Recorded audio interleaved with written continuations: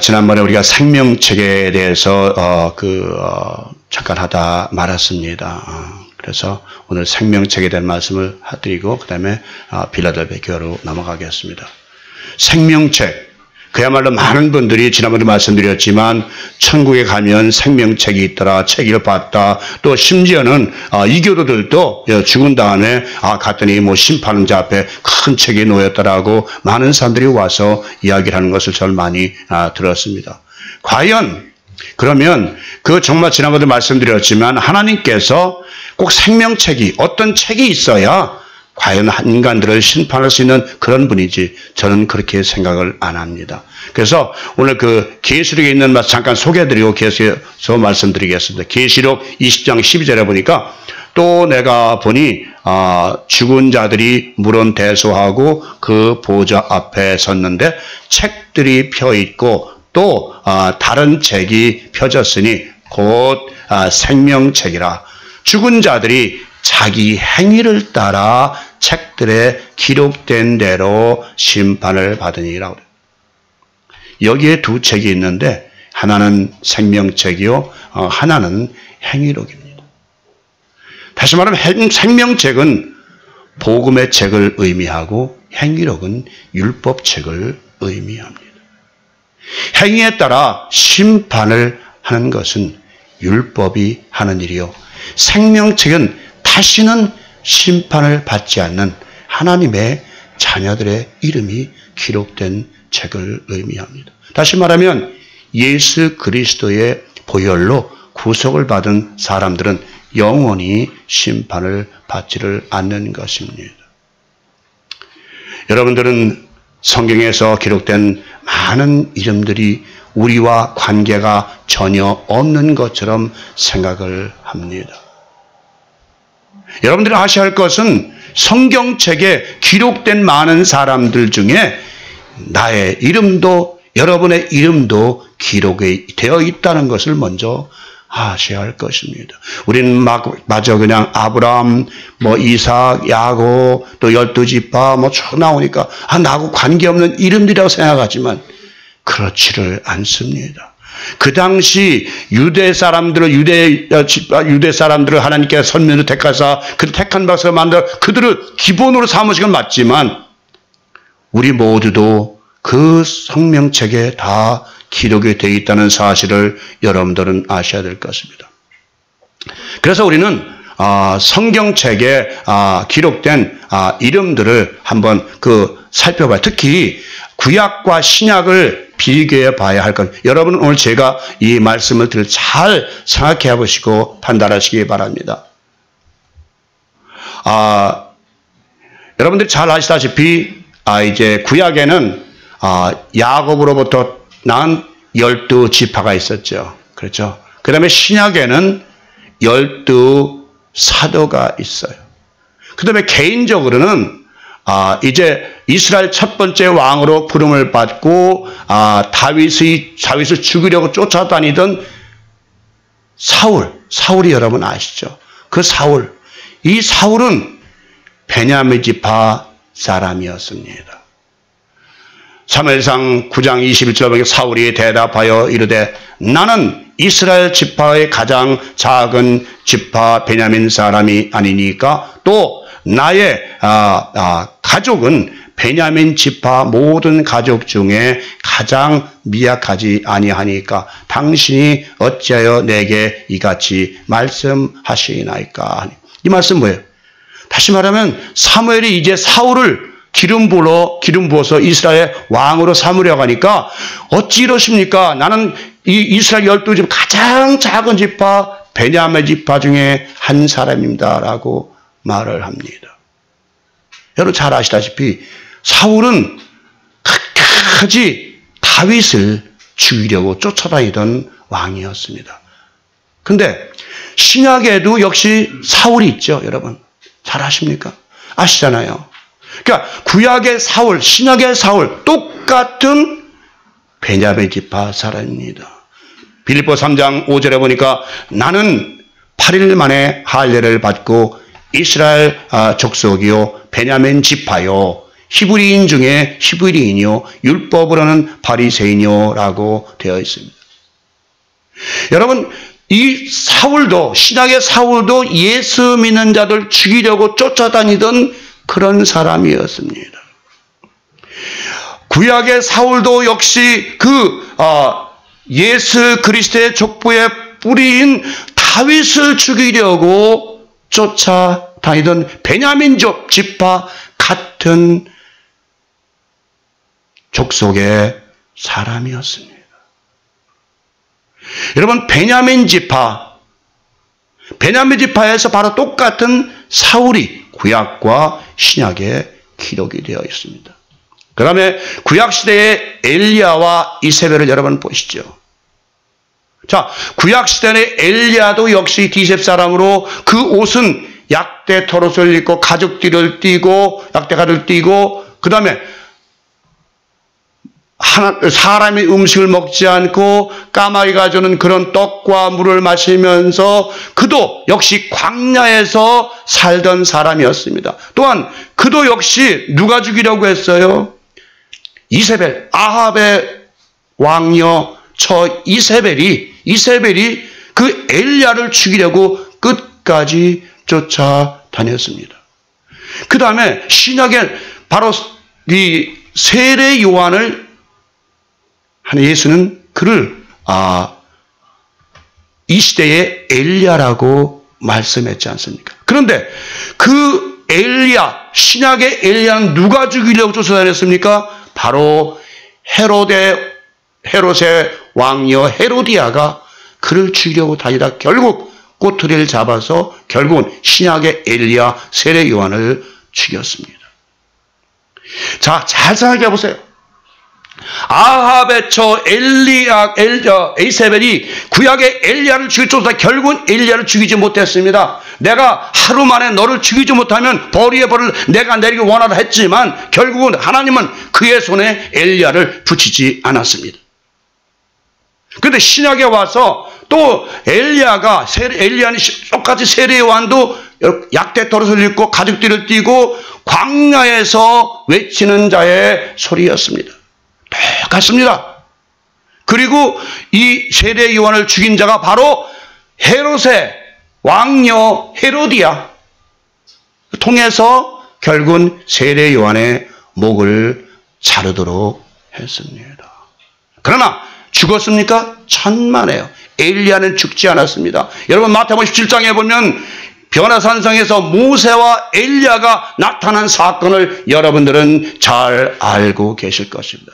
동시대 사람이 아닙니다. 모세와 엘리야는 한 600-700년 전 사이를 두고 모세가 먼저 사람이죠. 그 둘이 신약시대 2000년 전에 예수께서 변화산에 올라갔을 때에 그 둘이 함께 나타나서 제자들에게 보인 사건이 공관복음에 나타난 것을 여러분은 아시질 않습니까? 자, 그렇다면 여러분 잘 생각해 보시죠. 우리가 죽습니까? 안 죽습니까? 엘리야, 모세만 영원히 사는 존재들입니까? 아니죠. 우리 또한 영원히 사는 자입니다. 우리 또한 영원토록 살아서 하나님의 자녀로서 이 땅에 온 것입니다. 그러니까 많은 사람들이 그런 얘기를 해요. 그리스도인들한테 너 어디서 왔어? 그러면 잘 몰라요. 그냥 내 부모가 태어나서 난 왔지 뭐. 여러분, 만약에 여러분의 부모가 첫 번째 여러분의 사람이라면 오직 여러분이 어디선가 없다가 여러분의 부모로부터 처음 태어난 존재라면 여러분은 존재는 끝입니다. 그건 끝이에요. 그러나 여러분의 존재가 이미 그 전에 사도 바울이 얘기한 것처럼 창세 전에 이 땅이 창조되기 전에 예수 그리스도 안에서 감추인 바 됐던 여러분들이 여러분들이 박씨, 김씨, 최씨 혈통을 따라서 육신을 입고 이 땅에 와서 하나님의 일을 감당하는 것이지 여러분이 여러분 부모로 처음 태어난 것이 아니라는 사실입니다. 굉장히 중요한 사실. 그래서 우리의 말하는 전생을 얘기하면 불교를 얘기하지만 전생은 우리의 전내 삶은 예수 그리스도 안에 감춘 바 되었던 예수 그리스도와 함께 있던 그런 사람들을 여러분은 기억하시기 바랍니다. 그래서 여러분 잘 아시죠. 그래서 뭐라 그래? 이미 여기서 신약에 보면 예수를 믿는 자는 심판을 받지 아니하고 믿지 아니하는 자만 심판을 받는 것이에요. 여러분 우리는 이미 예수를 믿기 때문에 우리에겐 심판이 없어요. 요한복음 3장 18절 볼까요?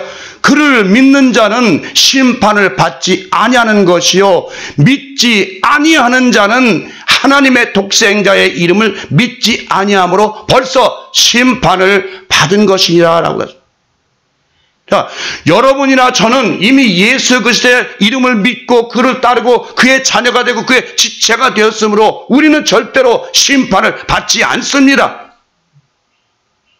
그러나 믿지 않죠. 또 믿더라도 예수 제대로 믿지 못하는 사람들만이 심판을 받게 되는 것입니다. 그러면 반드시 하나님께서는 그 보좌에 있는 책을 보셔야만이 그야말로 판단할 수 있을까요? 여러분 우리가 이 사도 바울의 기록에 의하여 여러분 결론을 지어보겠습니다. 고린도후서 3장 2절 3절에 있는 말씀입니다. 자, 너희는 우리의 편지라 우리 마음에 썼고 뭇사람이 알고 읽는 바라.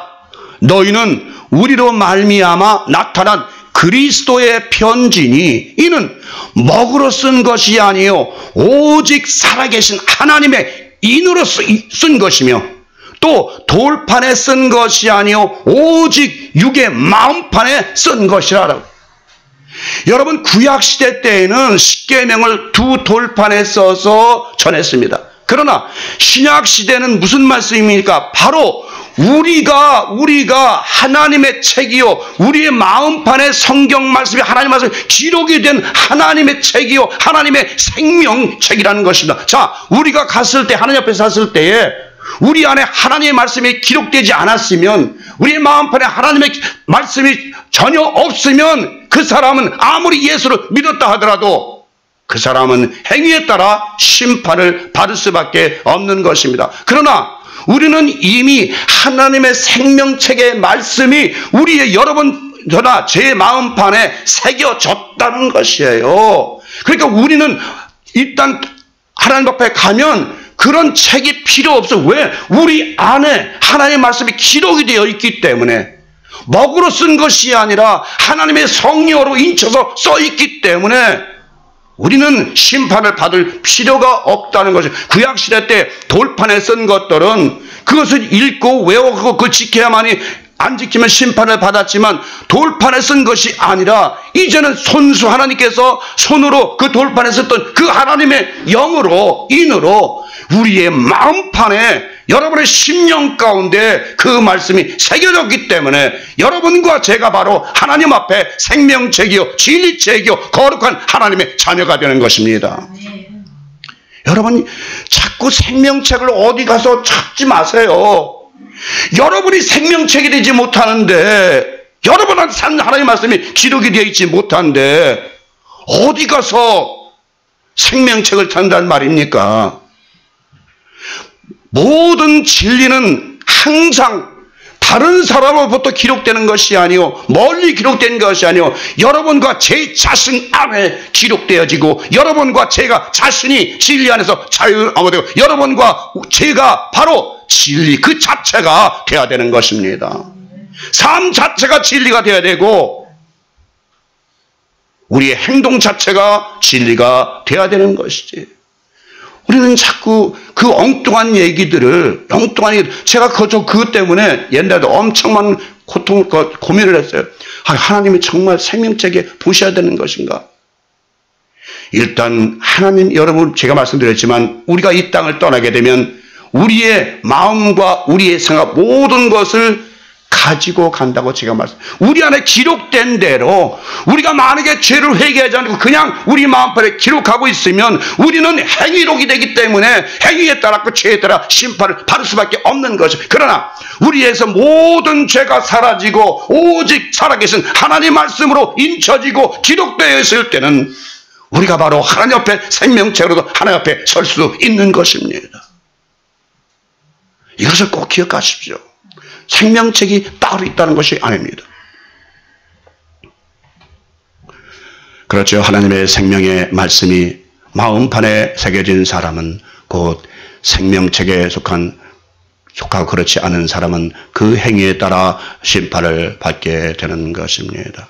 그래서 여러분들은 여러분 자신이 생명 책임을 꼭 기억하시고 여러분 안에 죄의 글이 사탄의 말이 세상 풍속의 말이 세상의 더러 추악한 말이 기록되지 말고 오직 여러분 심령에 하나님 말씀만 기록될 수 있도록 여러분의 마음판을 항상 깨끗이 해야 되는 것이에요. 칠판이 더럽고 지저분하면 쓸 것이 없어요. 그러나 칠판이 깨끗했을 때 쓰는 것처럼 여러분의 마음판이 죄악으로 물들어 있으면 절대로 하나님 말씀은 기록될 수가 없어요. 여러분의 마음판이 깨끗하게 정결됐을 때에 비로소 하나님의 말씀이 기록되고 여러분이 생명책으로 하나님께 영광을 돌리는 귀한 사람이 될 수 있다는 것을 꼭 기억하시기 바라겠습니다. 다음에 빌라델비아 교회입니다. 빌라델비아라는 그 의미는 그 형제의 사랑을 의미합니다. 형제의 사랑. 바로 빌라델포스라고 바로 형제의 사랑을 의미합니다. 그리고 빌라델비아는 포도 재배의 중심지며 그 당시 유명한 포도주 생산지였습니다. 그런 환경인 반면에 이 도시는 지진으로 유명했습니다. 아주 지진. 빌라델비아 도시는 화산 폭발로 유명한 카타케카우멘의 평원 끝에 자리 잡은 도시였기 때문에 지진이 아주 심했다고 합니다. 특히 추후 17년에는 10도시가 파괴될 만큼 큰 지진이 있었고 계속해서 여진이 몇 년 동안 계속되었다고 합니다. 그러므로 그곳 도시 사람들은 언제나 지진 공포를 인하여 두려워하였습니다. 여러분 지진이 오늘날 캘리포니아만 있는 것이 아니고 다른 나라에 있는 것이 지진은 그 옛날부터 있었다는 것이에요. 여러분 그 옛날 2000년 전에 큰 지진이 일어났잖아요. 그 지진은요 터키 앙카라에서 시작됐는데요. 6분 동안 흘렸대. 6분 동안 흔들려요. 그러니까 우리가 보통 한 1, 2분만 흔들려도 사람이 잘못되는데 6분 동안 땅이 뒤집어지고 흔들린다고 보십시오. 그래서 그 당시 사람들은 세상이 끝났구나. 이거 이제 끝나는 거 완전히 끝나는구나. 이제 끝이 났구나. 6분 동안 흔들리고 막 요동치니까요. 사람들이 좀 미쳤다는 것이죠. 그리고 미치고 또 많은 사람들이 한국에 있는 사람들 다 바다에 뒤집어서 빠져 죽고 그런 사건이 2000년 전에 있었어요.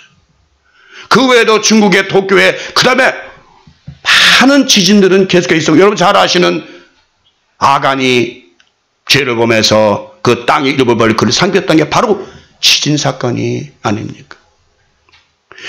지금 이 지진이 이 빌라델비아 교회에 아주 칭찬받는 교회지만 이 교회가 바로 지진으로 유명한 그 도시에 세워졌다는 것입니다.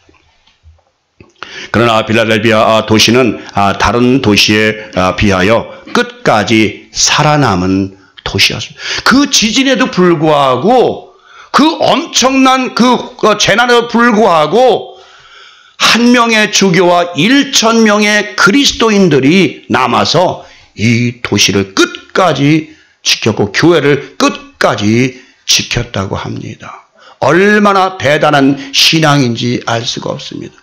7교회 중에서 끝까지 남아 기독교의 신앙을 지킨 교회는 바로 서머나 교회와 이 빌라델비아 교회라는 것입니다. 자, 여러분. 7교회 중에 끝까지 남은 교회가 2교회예요. 자, 이것은 무엇을 말합니까? 바로 구원받는 자가 적다는 얘기입니다. 이 세상에 수많은 교회들이 있지만, 많은 교회들이 있지만 그 중에 정말 하나님께서 구원하고 하나님께서 지키시고 하나님께서 보호하시는 교회는 지극히 그 수가 아주 작다는 것입니다. 그것을 지금 말씀하고 있는 것입니다. 이 빌라델비아 교회의 사자에게 보낸 서신에서 부활하신 그리스도를 세 가지 명칭으로 부르고 있습니다. 첫째는 그리스도는 거룩하신 분이라고 기록하고 있습니다. 이는 하나님만이 가지실 수 있는 특별한 속성인 것입니다. 이사야 6장에서 스랍들은 하나님을 거룩하다고 3번씩이나 반복하여 찬송을 하였습니다. 이사야 6장 3절에 보니까 서로 불러 이르되 거룩하다 거룩하다 거룩하다 만군의 여호와여 그의 영광이 온 땅에 충만하다 하더라. 이 거룩이라는 단어는 특별히 빼어난이라는 의미를 가지고 있는데, 이는 하나님에게만 적용되는 속성으로서, 단어로서 그의 영원한 생명과 존재의 본질을 가지고 계심을 의미합니다. 그러므로 예수 그리스도를 거룩하신 분이라고 기록한 것은 바로 그리스도는 하나님의 본성과 그 존재로서 그 자체가 하나님과 동등하심을 의미하는 것입니다. 사도 바울도 예수 그리스도를 하나님과 동등할 분이라고 기록을 하고 있습니다. 또한 그리스도께서 직접 말씀하시기를 아버지와 나는 하나라고 분명하게 말씀하셨습니다. 이 거룩이라는 의미는 조금 더 흠이나 어둠이 없는 완전한 신의 성품을 의미하는 것입니다. 그러므로 이 말은 아무리 훌륭한 인격을 가진 주의 종이라 하더라도 이 거룩이란 그 단어를, 수식어를 붙일 수는 없습니다. 다시 말하면 사람들에겐 어떤 사람에도 이 거룩하다, 저 사람 거룩한 사람이야, 저 사람 거룩한 사람 할 수가 없다는 걸 한 것을 제가 그전에 교회를 다닐 때 보면 사람들이 그래요. 어떤 목사님 그랬잖아요. 목소리 아까 할렐루야 할렐루야 할렐루야 아멘 할렐루야 목사님. 그러면 시각장애인들은 이제 보진 못하고 음성만 들으니까 어휴 저 사람 음성 거룩하네. 그래요. 그건 난 글쎄 그때는 뭐 초신자들니까 모르니까 그게 거룩입니다 생각을 했어요. 그런데 이 거룩이라는 단어는 절대로 사람에게 붙일 수 없는 수식어입니다. 이 거룩은 온전히 하나님에게만 붙일 수 있는, 하나님만이 될 수 있는 그런 단어인 것입니다. 오직 하나님에게만 붙여지는 속성인 것입니다. 바로 하나님은 죽음으로부터 부활하셔서 하나님의 아들로 인정을 받으신 그리스도에게 이 칭호를 주신 것입니다. 두 번째, 진실하신 분이라는 고 말씀하신 이 진실하신 분이라는 의미는 알레테노스라는 것인데, 이는 그리스도는 실제이시며 진리 그 자체라는 것입니다. 우리는 어떤 그리스도의 그림자를 만나는 것이 아니라 삶 그 자체를 만난, 다시 말하면 그리스도의 삶 자체, 그리스도께서 말씀하니 그 자체를 우리는 진리라고 하는 겁니다. 다시 말하면 그리스도는 하나님 그 실존 자체이시라는 것입니다. 우리가 일상 사용하고 있는 거짓의 반대인 진실이라는 그 평범한 의미가 아니라 바로 우리가 찾는 진리 그 자체이시며 그는 하나님의 광채이시며 인격이시며 그 지혜 자체이시라는 것입니다. 고린도전서 1장 24절에 보니까 오직 부르심을 받은 자들에게는 유대인이나 헬라인이나 그리스도는 하나님의 능력이요 하나님의 지혜니라 라고 말씀하십니다. 세 번째로 그분은 다윗의 열쇠를 가지신 분으로 열면 닫을 사람이 없고 닫으면 열 사람이 없는 권세를 가지신 분입니다. 우선 열쇠는 권세, 권위의 상징입니다. 주님은 그의 제자들 중에서 베드로에게 천국의 열쇠를 주신 건 여러분 알잖아요. 마태복음 16장 19절 내가 천국 열쇠를 내게 주리니 내가 땅에서 무엇이든지 매면 하늘에서도 매일 것이요 내가 땅에서 무엇이든지 풀면 하늘에서도 풀리리라.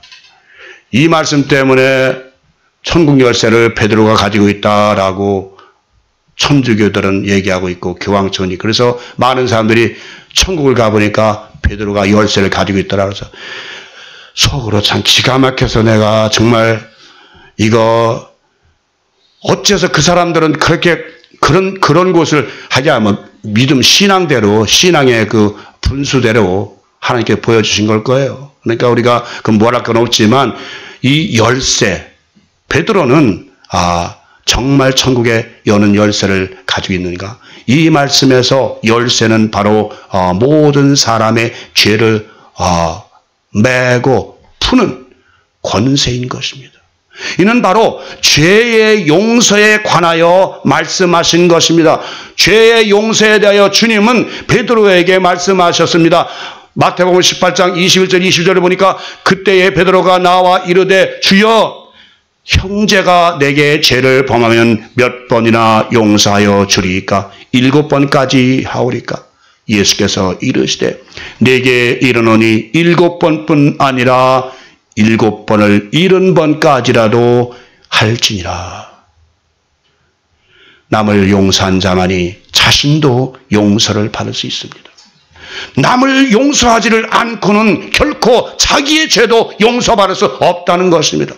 용서하고 용서받는 것은 바로 천국문에 이르는 지름길인 것입니다. 바로 죄사함을 받은 자들만이 새하늘 새 땅에 들어갈 수 있다는 것입니다. 우리 주님은 바로 그 새하늘 새 땅에 들여보내실 수 있는 권세와 하나님의 열쇠를 가지고 계신 것입니다. 여러분들도 천국 열쇠를 받을 수 있습니다. 그러나 먼저 땅에서 모든 얽매인 죄의 줄을 풀어야 하는 것입니다.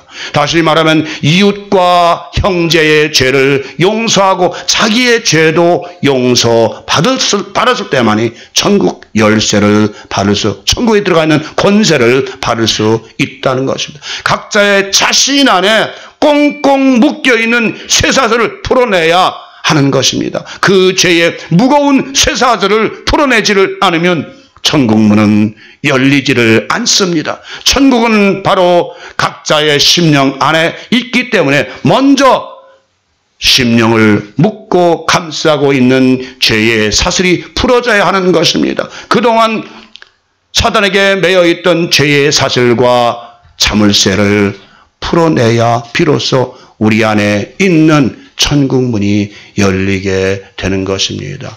우리 심령 안에 있는 천국문이 열렸을 때 우리는 비로소 하나님이 예비하신 참 천국문을 바라볼 수 있고 그 문을 통과할 수가 있는 것입니다. 우리 앞에 천국문이 닫혀 있으면 우리는 어리석은 다섯 처녀와 같이 어둠에 쫓겨나 슬퍼 울며 이를 갈고 괴로워할 것입니다. 우리는 저 열린 천국문을 통하여 하나님 나라에 들어가야 할 것입니다. 여러분, 아직도 여러분이 용서 못한 사람들이 있습니까? 용서해야 됩니다. 정말 이것은 중요합니다. 우리가 언제 이 생을 떠날지 아무도 모릅니다. 그런데 우리가 이 무거운 짐을 지고 가게 되면 천국문에 이를 수가 없어요. 왜요? 아직도 우리에게 그 풀지 못한 짐들이 너무 많기 때문인 것입니다. 이제 우리 앞에는 그 열린 천국문에서 천사들이 우리를 오라고 손짓을 하는 것을 영안을 통하여 볼 수 있기를 바랍니다. 주님께서 필라델비아 교회 앞에 아무도 닫을 수 없는 열린 문을 두셨다는 것은 하나님이 열어놓으신 문이기에 인간의 힘으로는 닫을 수가 없는 문이라는 것입니다. 이 약속은 대단히 위대한 약속입니다. 그러면 그 열린 문이란 과연 이 땅에서의 열린 문이란 무엇일까요? 우리 찾아보겠습니다. 첫째로 이것은 하나님의 종들 앞에 열어놓으신 선교의 문인 것입니다. 사도 바울은 드로아에 이르렀을 때에 선교의 문이 열려 있다고 말하고 있습니다. 이는 바로 그리스도의 복음을 받아들일 하나님의 자녀들이 그곳에 있었다는 의미가 되는 것입니다. 고린도후서 2장 12절 보니까 내가 그리스도의 복음을 위하여 드로아의 이름에 주 안에서 문이 내게 열렸으되라고 말하고 있습니다. 우리의 마음속에 천국문이 열려야 되고 이 땅에서는 바로 선교의 문을 통해서 선교가 열려야 선교의 그 위영찬 그 문이 열려야 많은 사람들이 주님 안으로 천국 안으로 들어올 수 있다는 것입니다. 성령 안에서 복음을 전할 수 있는 선교의 문이 열려 있었다는 것입니다. 또한 전도의 문이 열려 있었습니다. 사도 바울은 골로새인 교회에게 전도의 문이 열리도록 기도해달라고 간청을 하였습니다. 골로새 4장 3절 보니까 또한 우리를 위하여 기도하되 하나님이 전도할 문을 우리에게 열어주사 그리스도의 비밀을 말하게 하시기를 구하라. 내가 이 일 때문에 매임을 당하였노라. 여러분이나 저나 무엇 때문에 매임을 당했습니까? 왜 우리가 예수를 믿고 하나님을 믿고 그렇게 남들이 하지 말라는 거 그렇게 안 하면서 여러분이 살고 있습니까? 그것은 바로 우리 앞에 놓인 전도의 문이 우리를 통해서 전도문이 활짝 열려야 되기 때문인 것입니다. 하나님께서 선교의 문, 전도의 문을 열어놓으셔야만이 복음이 전파될 수가 있다는 것. 다시 말하면 사람들의 마음을 성령께서 열어놓으셨을 때에 비로소 하나님의 말씀이 그 마음에 뿌려질 수가 있다는 것. 바로 이 문은 사람들의 마음의 문을 이야기하고 있습니다. 선교를 통해서 사람들의 마음의 문이 열리고 전도를 통해서 사람의 마음의 문이 활짝 열려야 하나님의 말씀에 씨앗이 뿌릴 수가 있다는 것입니다. 또한 열린 이 문은 하나님 나라로 들어가는 문인 그리스도를 의미하기도 합니다. 나는 양의 문이라고 말씀하신 것처럼 그리스도의 나라에 들어가기 위하여는 그리스도를 통하여야만이 들어갈 수가 있다는 것. 다른 문으로는 들어갈 수가 없습니다. 어떤 종교로도 어떤 것으로도 다른 문이라는 것은 무엇입니까? 다른 진리로는 다른 이야기로는 천국문에 들어가지 오직 양의 문이신 예수 그리스도를 통해야만이 천국문에 들어갈 수 있다는 것입니다. 다른 것으로는 구원을 얻을 수가 없다는 것입니다. 바로 그리스도는 구원의 문이요 생명의 문이요 진리의 문이신 것입니다. 또한 열린 문은 기도의 문이 됩니다. 이 기도의 문은 누구에게나 항상 열려 있다는 것입니다. 누구든지 기도의 문이 들어가기만 하면 하나님의 임재와 능력을 발견할 수 있게 되는 것입니다. 이 기도의 문은 아무도 닫을 수 없는 문입니다. 왜냐하면 이 문은 그리스도께서 친히 열어놓으신 문이기 때문인 것입니다. 주님은 말씀하시기를 너희가 기도할 때 골방에 들어가 문을 닫고 기도하라고 말씀하셨습니다. 이 말씀에서 골방은 지성과 감정과 의지에 속한 마음이 아니라 지성소인 영으로 들어가 기도하라는 것입니다. 성령으로 기도하라는 것입니다. 성령으로 기도하고 이제 주님은 성령으로 기도하라고 여러분들에게도 이제 그냥 입으로만 하나님 아버지 감사 이거는 기도가 아닙니다. 여러분.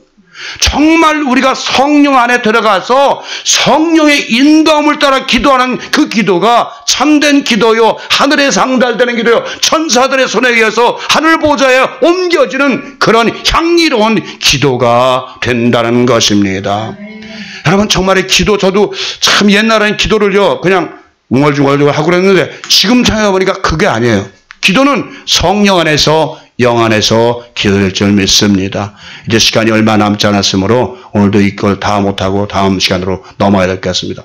빌라델피아 교회에게 약속의 말씀을 하십니다. 네가 나의 인내 말씀을 지켰은즉 내가 시험의 때를 면하게 하리라라는 위대한 약속의 말씀입니다. 이는 우리가 시험을 받을 때 인내해야 하는데 그때 때 우리를 동정하셔서 시험을 면하게 하시겠다는 주님의 말씀인 것입니다. 그리스도께서 시험을 받아 고난을 당하셨은즉 시험 받는 자들을 능히 도우시어 모든 환난과 시험의 때를 면하게 해 주시겠다는 말씀인 것입니다. 여러분, 이 말씀은 꼭 기억하시고, 고린도전서 10장 13절입니다. 사람이 감당할 시험 밖에는 너희가 당한 것이 없나니 오직 하나님은 미쁘사 너희가 감당하지 못할 시험 당함을 허락하지 아니하시고 시험 당할 즈음에 또한 피할 길을 내사 너희로 능히 감당하게 하시느니라. 아멘. 우리는 주님이 도우시지 않으면 어떤 시험도 이길 수가 없습니다. 주님께서 몸소 시험 당하시고 고난을 당하셨기에 우리의 환난과 시험 당함을 친히 동정하시고 긍휼히 여기신다는 것입니다. 그러므로 시험의 때를 만나면 그 시험의 때를 면하여 능히 감당하게 하시는 것입니다. 여러분, 바로 주님은 이러한 약속을 필라델피아 교회와 여러분에게 하고 계신 것입니다. 오늘 말씀은 여기까지입니다. 여러분, 우리가 시험의 때를, 시험은 다 있습니다. 특히 기독교인들에게는, 하나님의 인친자들에게는 더욱 많은 시험이 있습니다. 여러분, 욥을 잘 아시잖아요. 또 여러분도 또 일생을 살면서 얼마나 많은 시험이 있었습니까? 일반 사람들은, 믿지 않는 사람들은 그야말로 열심히 잘 살고 부유롭게 잘 살고 힘차게 잘 사는데, 예수 믿는 사람만이 유난히 고달파하며 고생하며 괴로움이 힘들고 가난하게 빈곤하게 사는 이유가 무엇입니까? 여러분들이 이것이 만약에 인생의 마지막이라면, 사도 바울처럼 이것이 인생의 끝이라면 왜 굳이 그렇게 고생하며 살겠습니다? 사도 바울처럼 먹고 마시고 남들처럼 하고 살지 무엇 때문에 그렇게 고생하며 이 시험과 이 환난을 당하며 살아야 됩니까? 그것은 바로 사도번에 말한 것처럼 고난 후에는 분명히 영광의 아름다운 나라가 우리 앞에 펼쳐져 있다는 것입니다. 우리는 그 영광의 나라가 있기 때문에 이 고난과 시험을 당하면서도 끝까지 견뎌야 하는 것입니다. 사랑하는 여러분, 이 고난과 시험을 이기므로 말미암아 모두가 영광의 나라에, 영생의 나라를 유업으로 받는 복된 성도들 되시기를 성부와 성자와 성령의 이름으로 간절히 축원을 드립니다. 아멘.